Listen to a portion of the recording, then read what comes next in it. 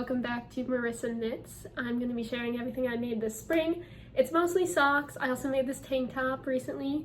I'm going to start with the knit that I finished last time. In the last video, I think I said I was waiting for yarn to finish the cuffs. The yarn did arrive. I did finish the cuffs. When I was going through my yarn labels looking for the ones that I needed for this podcast, I found literally like 4 different labels of this yarn. So the main color of this is Goosey Fibers Egret. It's like a lavender-y lilac color. Some of the skeins are more gray than others. I'm pretty sure I ended up buying 2 different ones. I bought a half ball that came in first, and it was pretty gray. I think that's this one. This is the one that looks more gray in person, and I have some of that left. And then I had a different ball that came in from the dyer that was more recent from her website. And this video is just going to be chaos.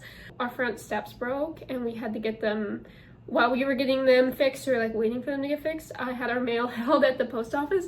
So one of these colors I had held, the one I had held at the post office, I think, is the one I ended up going with. And I actually can't tell. I think this is the cuff that I made second. You can see there's like a little bit of a line. I don't think I even blocked these sleeves. Maybe I did block the sleeve and you can still see the line, but only if you're looking for it. So when we last spoke, I said I didn't like the yellow, and I've accepted it. I've gotten over it. Having the collar done, having the piece finished helped a lot. I'm pretty sure I knit the collar in like the grayer version and hated it and ripped it out. So yeah, I knit the collar twice because I had so many different dye lots of this yarn, but it ended up being fine. It's been sitting on my knitwear shelf pile for a while, so that's why it's all wrinkly, but yeah, it fits great. I think I am more partial to the original fall one than I am to this one, because all the leftover colors that I ended up using for the color work, they look good and it's a nice spring piece. I really like this section. These seem like a little dark. I really like having the dark colors, but it also seems too dark and like it makes it seem less spring. I don't know. I'm just being really fussy about the colors. Problem is I wanted it to be really pastel-y, but if they had all been pastel, you can't see pastel against this background. It just blends into it, and I had that problem when I was working on the color work, so it is what it is. But I am very pleased with it, and I've done the pattern without steeking both times now. I just knit the color work like back and forth and eliminate the steek stitches. I think I've talked about that a lot in the previous, like my last video, and you can go back to 2024 and find my fall there. Hopefully it's in some thumbnails for you if you want to know more about that. So that is my Bear 2.0, as I've been calling it, my spring version. It is actually really cold and rainy in Wisconsin right now, which I'm loving because we try not to use our air conditioner, and so I've been really happy. I bought 10 balls, like single balls of fingering weight yarn on Reddit, and like some of them I regret a little bit, and some of them I already cast on, like this one. I finished it. It's just a 100-gram ball. It is by Jada Woo, and the color is porcelain. It might be hard to see, but there's these like little blue flecks in it, as if it's like a dish of porcelain.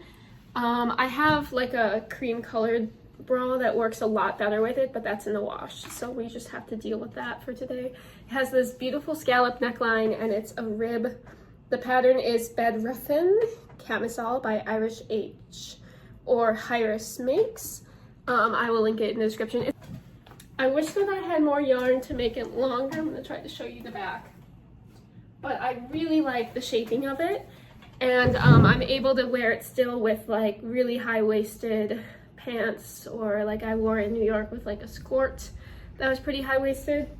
And so it's fine, but I would rather, if I'd had another ball of yarn, I obviously would have made it longer, because I would have loved if I could wear it to work. So unfortunately, it's not long enough for me to wear to work unless I keep a cardigan buttoned over it all day, which you can't always count on that. You don't want to have to like keep your other layer on. Oh, it's not just porcelain, it's porcelain plates.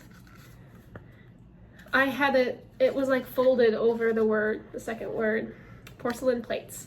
So I didn't even wear this to the art museum on purpose, but I wore this to the Met so that I'm in there in my porcelain tank top, like staring at the 17th century porcelain. Like, this piece, actually, it's a really interesting yarn.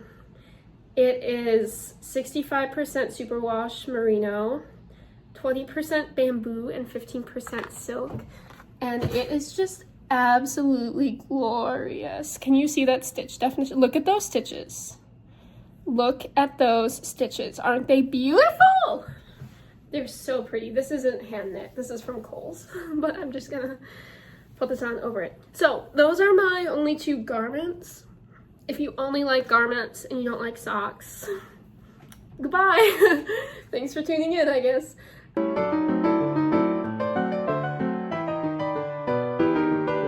But what I'm actually here to film is this Novelli top that I made for her. Here it is. It's in a size 4. It's meant to be like a size large, like US women's large. It's a bit bright, so you're having trouble seeing the multicolor pastel down there. So I completely used up this purple Malabrigo color down there, except for a couple grams I used to do these rows at the end of the sleeves there, and that purple is gone. And I also used up some other blue leftovers in the sleeve, and then I used up the main color, which I got 2 balls of Malabrigo, a sport weight. And you can see there's a little bit of pooling in the section that I knit in the round, but I think that's just on camera. In person, if you look at this side of it, the pooling's not that bad. There's just like one little patch of red, but as far as pooling goes, for like knit, like stripy things, it's really not that bad. So I'm very happy with this. I think she's gonna love it. I'm hoping the fit is good, but we'll have her try it on tomorrow probably and see to make sure. She's gonna love the colors for sure, because she's a very rainbow loving person. So I'm just gonna put this on the table where the cat won't go for it. And yeah, I used up a lot of stash in that project, and that has been the Novelli reveal. Hope you liked it. I think we're gonna weave in the ends while we talk. So these I made in April. I might have started them in March. They're pretty long. They are the Alba socks by Elena Malevich. They're mosaic, and she has these like gorgeous, gorgeous heel shapes. I don't know what type of heel this is called. I've been sharing about it in like all my videos. But it has a bunch of increases and then short rows on the bottom, so it's not a gut. It kind of has a gusset, but it's not, it doesn't have a heel flap, which I love this heel type, whatever it is. And I've been going, even though her patterns, like the heel flap is written, that's just my cat, don't mind her. Even though the heel flap is written like in pattern with the cabling, even for my other like vanilla socks, I've been using these heel flap instructions and trying to modify them to fit a vanilla sock pattern. I've tried a lot of different things with like the stitch count. Oh my gosh. Can you let mama film? No? So this pattern obviously has a lot going on. It really wasn't too hard to memorize. I had a lot of trouble keeping track of what row I was on for the bottom of the foot though. As you can tell, it does. You can see the pattern in it, but it looks a little chaotic. So I decided, I was partway through making them and I decided I didn't want to wear them myself. So I made them extra long and decided I was going to give them to a friend of mine. She doesn't know she's going to get them yet, but she had said she would take any socks I made, and so we're gonna hold her to that and give her these. So the main color is this variegated one. It's Fleur de Lis, I think by Hue Loco. Yeah, Fleur de Lis by Hue Loco. And then the other color is, I'm pretty sure, like a Midnight's colorway by Sorella, but I can't find the tag. So maybe not. We have lots of sounds today. We have cat sounds, bird sounds, dishwasher sounds, rain sounds, car sounds.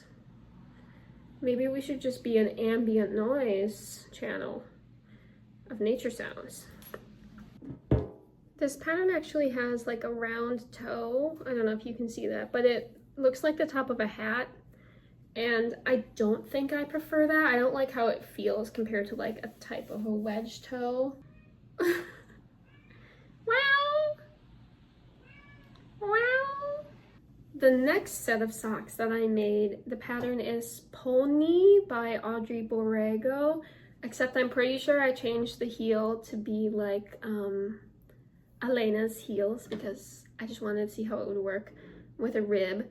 And this is a free pattern. It's broken rib at the top, and then a really pretty dip stitch, super easy, and then rib, and then just like a little pearl bump texture at the end.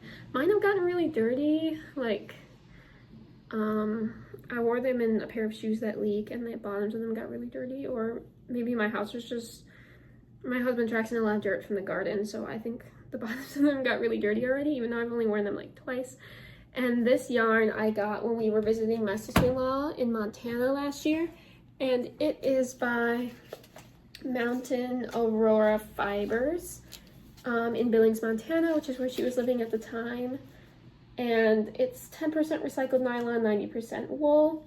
The color is Mountain, the color, well, it doesn't say the color, it just says it's Mountain Aurora sock. Wait, it doesn't have a color name.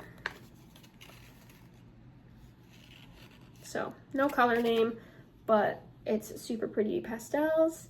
I have a little bit left over, but I did try to make them pretty tall.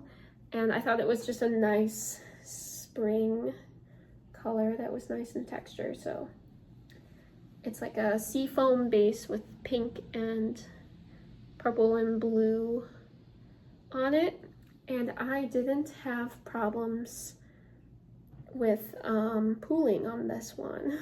Thank God, because I'm so sick of dealing with pooling. So this, if I didn't say this is a free pattern, Audrey Borrego, when she decided to stop designing, she made all her stuff free, which is super nice of her. So I have some of those favorited.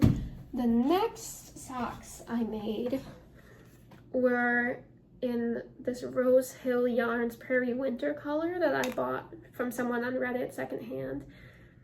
I think it came with a mini, but I don't know if this is the right mini. I might have paired it with a different mini from a set that I had. I'm thinking maybe this is the correct mini because it matches really well.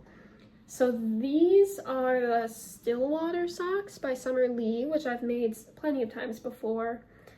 And so I made these again thinking they would be for me, and then I decided I didn't like how variegated it was with this texture, and so I decided to give them to my coworker. So her birthday is next week, I think. So I've been hoarding them for a while, waiting for it to be her birthday. They're absolutely beautiful, but I'm just really, I've gotten really fussy about how variegated yarn pulls up in socks. And then I keep buying really variegated sock yarn and knitting socks with it anyway, which you can see that I'm the problem here, right? But what I don't get about this yarn, it's gorgeous colors, absolutely beautiful colors, and it goes really well with the mini. What I don't get about it is the entire first half of the ball, or like one half of the ball, is like light blue with hardly any brown, and the other one has so much more brown in it.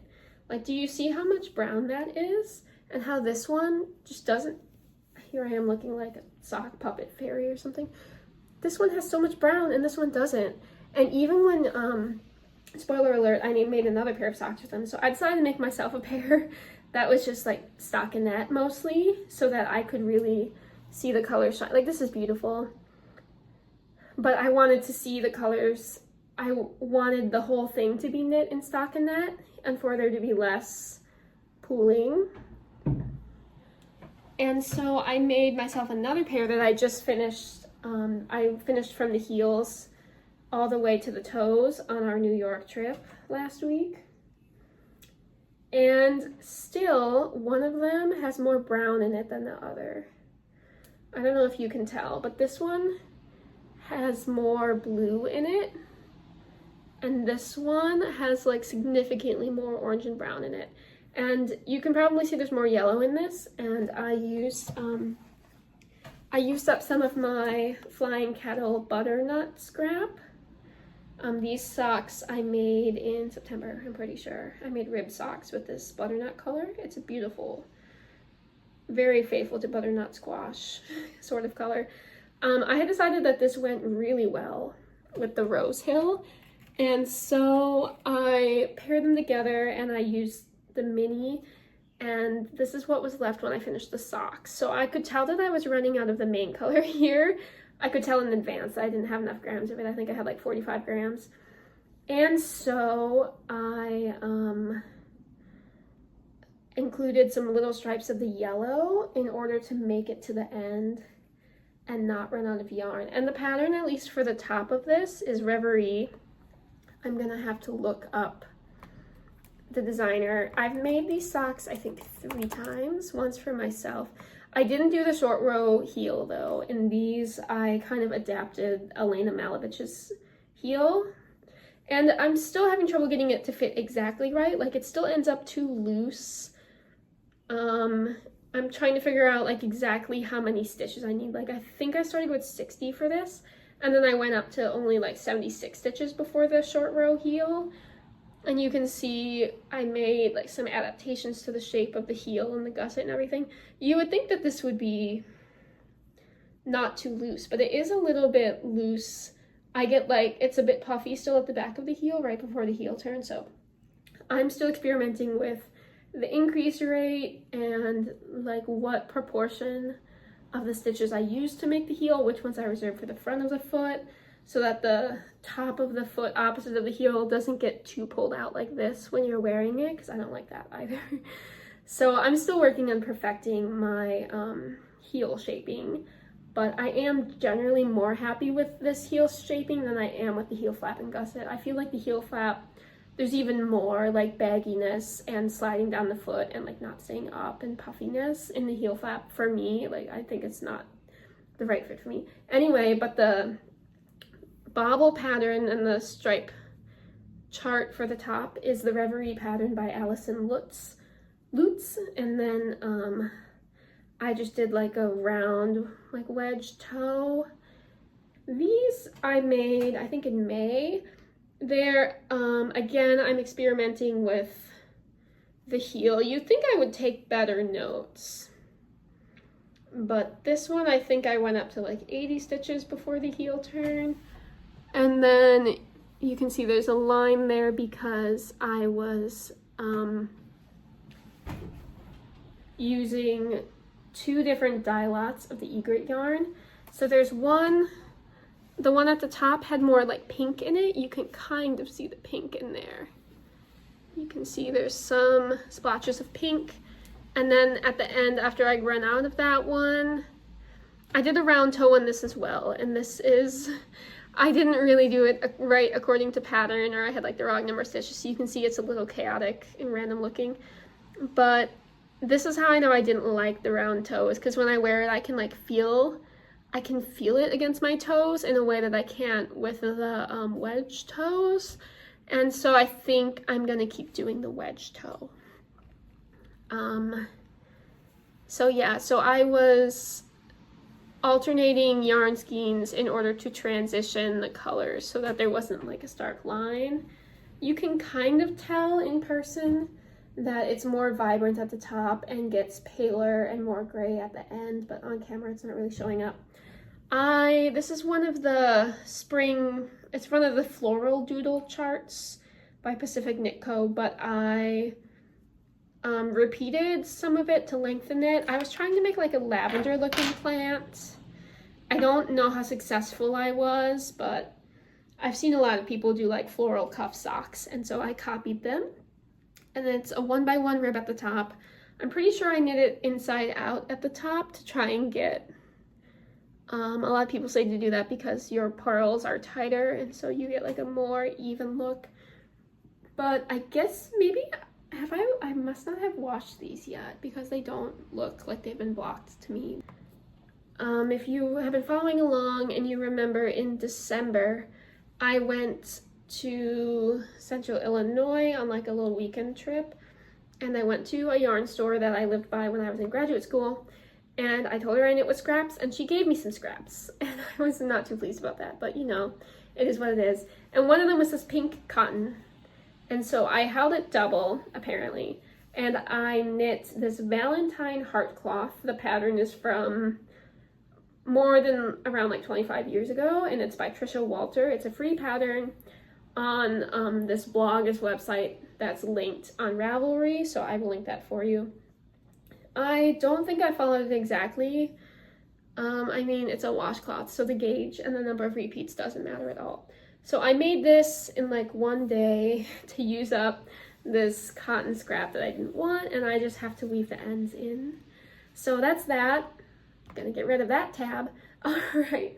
So yes, please don't give me your leftover bright pink cotton. I don't want it. I'm not interested in that. This is actually the first thing that I finished.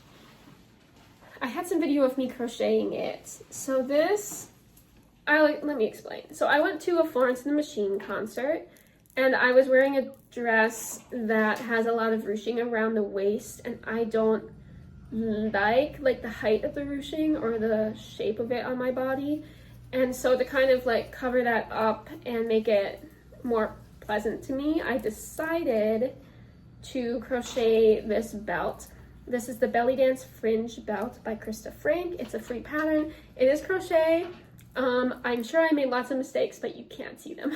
So it's actually a yarn that has some stellina in it. It is Sorella in the color Fireflies, and it this is not tight enough right here. So this is pretty good for someone who doesn't crochet. And then obviously I took a bunch of ribbons. Most of these are left over. The ribbon is mostly left over from our wedding flowers. Why is this such a mess?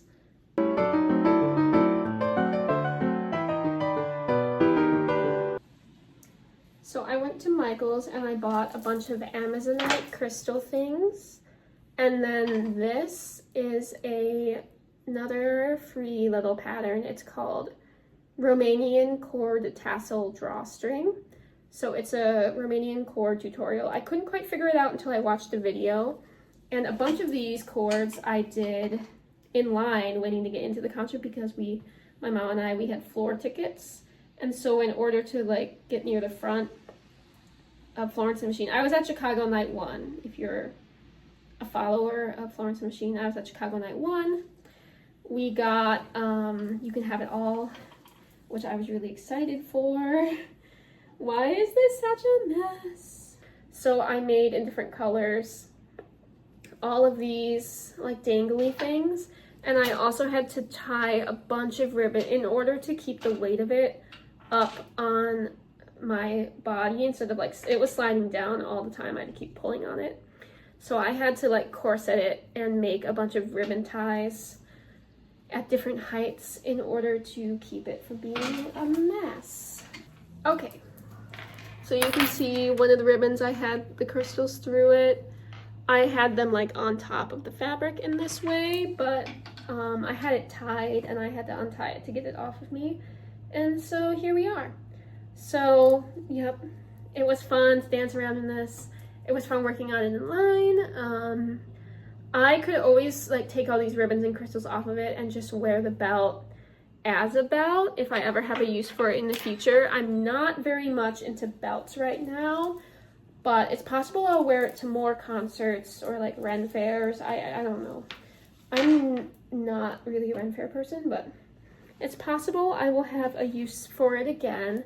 And so for now, I'm just saving it in this bag because there is nothing my cat would love more than to play with this.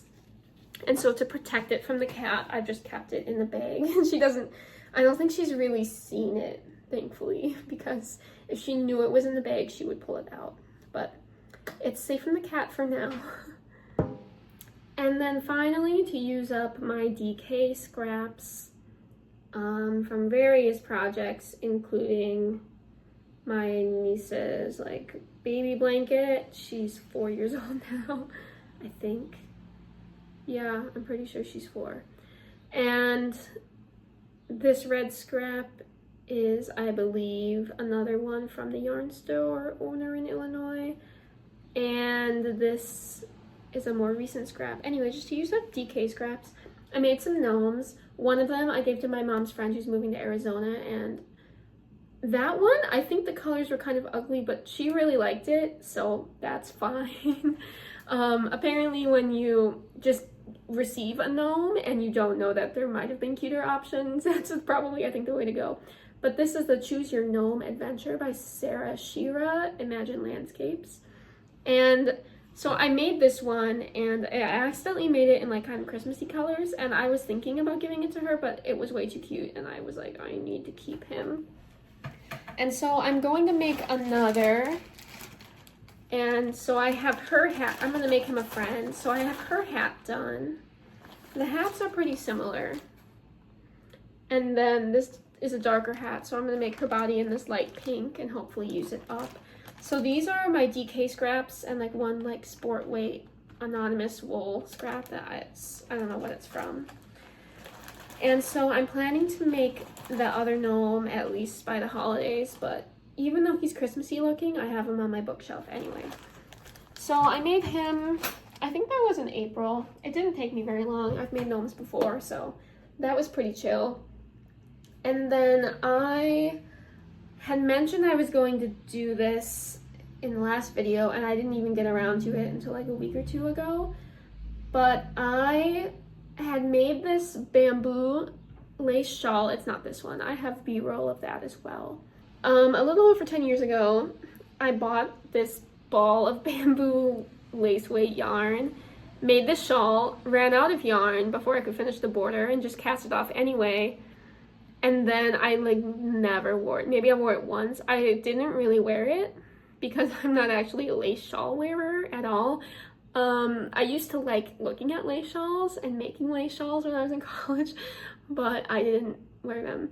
So I finally have gotten around to ripping it out, and now I'm making the Prairie Grove blouse by Samantha Stadter. And right now it's just, the back of it is just this giant rectangle, and I'm gonna make it probably without sleeves, or maybe I'll just do like an edging on the sleeves and on the neckline, but I'm mostly going by weight. So I have 100 grams of yarn, or 99 grams of yarn. A little bit of it got damaged in the transfer. And it's gonna be just like this sheer like tank top to wear at home in the summer. You can see it's very sheer, so I'll have to wear something under it. But this feels like absolute heaven. It's so silky, it's so lightweight, so comfortable. And I was not gonna wear it in shawl form. So the gauge is absolutely tiny. The gauge is not right for the project, but there's a schematic, so I'm not too worried about the width of it because it's just gonna hang on me pretty loosely. And so once I got to 20 grams, you can see the line where I blocked it. So I knit up 20 grams of the back, blocked it. That was 9 inches. And so I've done the math of how many grams I'm knitting for the back, which is just a plain rectangle. And then you pick up for the shoulders and knit the front, knit the lace panel at the end, and then sew up the sides. And then I'm gonna save like 5 grams to do some edging to make it look a little bit more finished. So I am like maybe a third of the way through it, not quite a third of the way through it. it's taking a long time to knit, and this is on size US 3 needles at the moment. So I have put down most of my other US 3 projects, like the gnome and the cowl I'm about to show you. That's a work in progress that I want to be done for fall. I told myself this is going to be my main knitting on project right now, just because it's for summer and it's a little tedious just because of the really small gauge being lace weight, and so I would really like to get it done so that I can have my needles back to work on other things.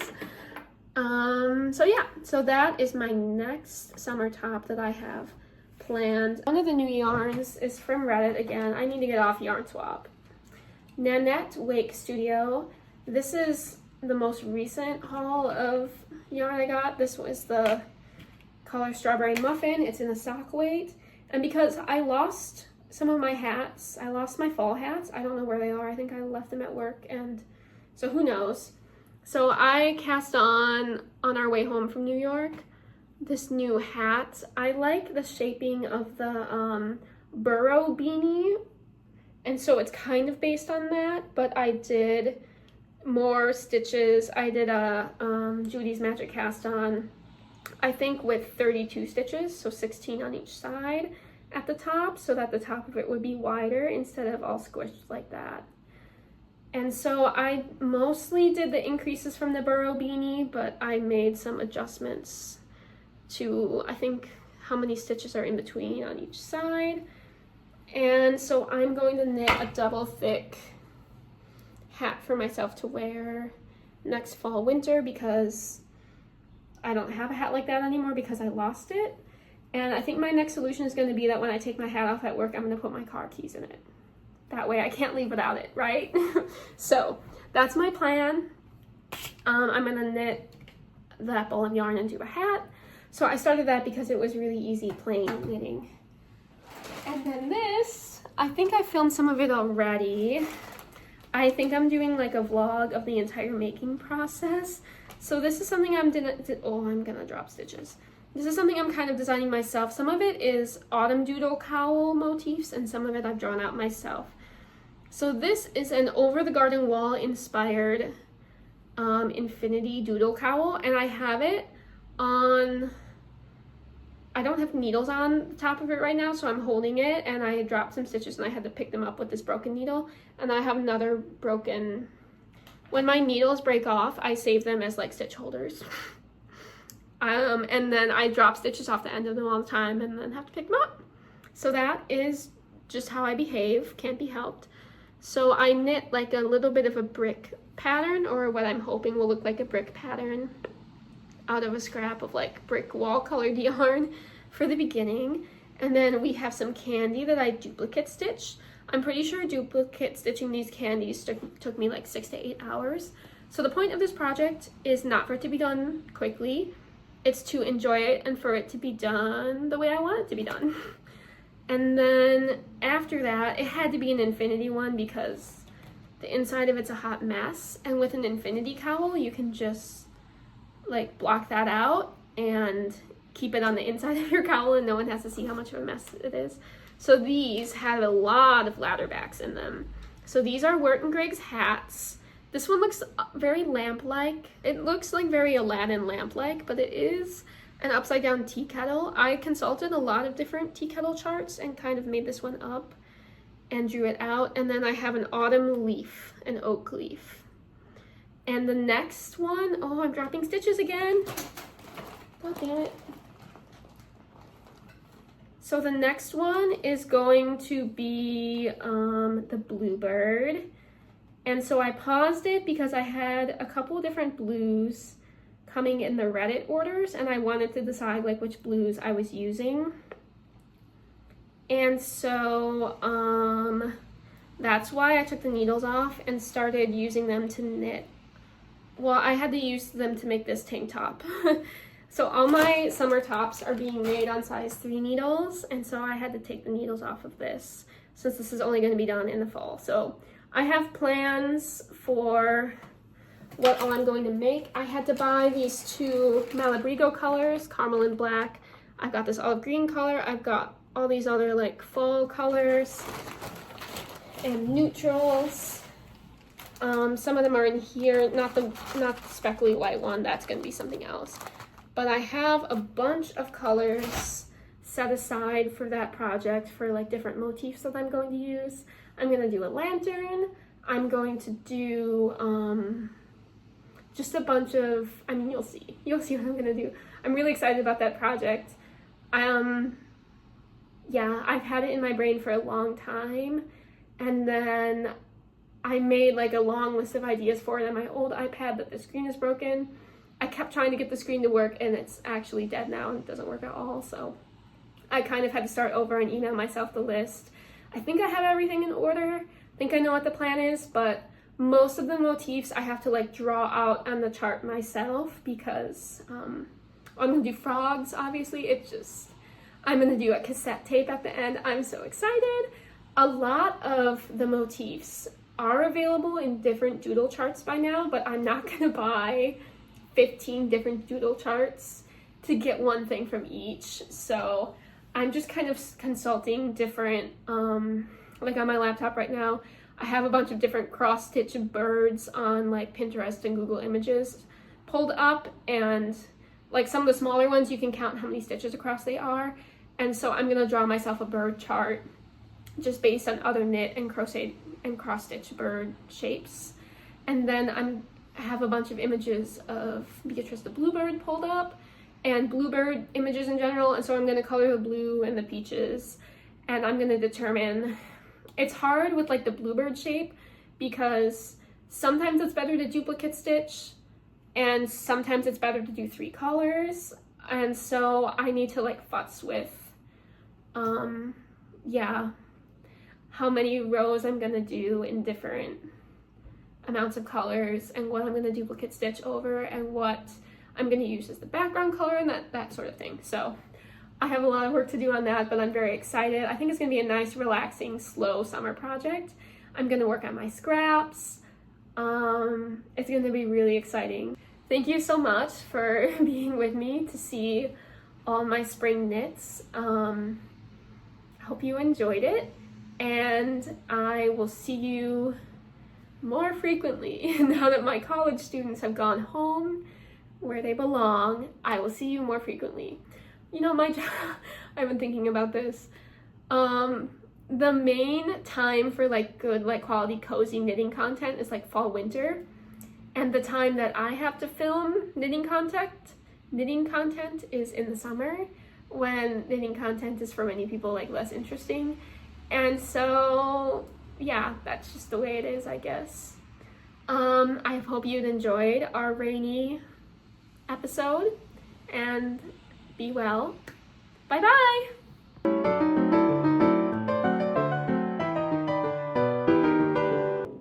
The second I sit down to film, she walks over.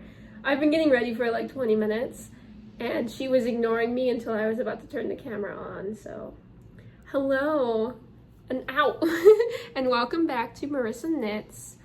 My name is Marissa, and this is Rosie. This is Rosie's back, and I'm a knitter from Wisconsin, and in my videos I share what I'm making. I have some new yarn that I might make some summer stuff with. Sorry.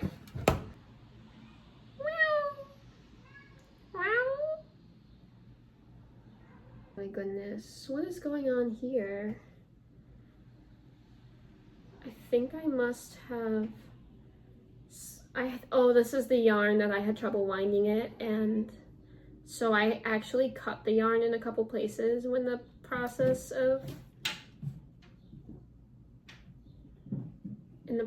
of winding it. I cut it and I had like 3 different balls of yarn, so apparently I have an extra end to weave in because of that. Yikes. This is gonna be a nightmare to edit. And I don't even know how I'm gonna edit it because my iPad I used to use to film is officially dead. So,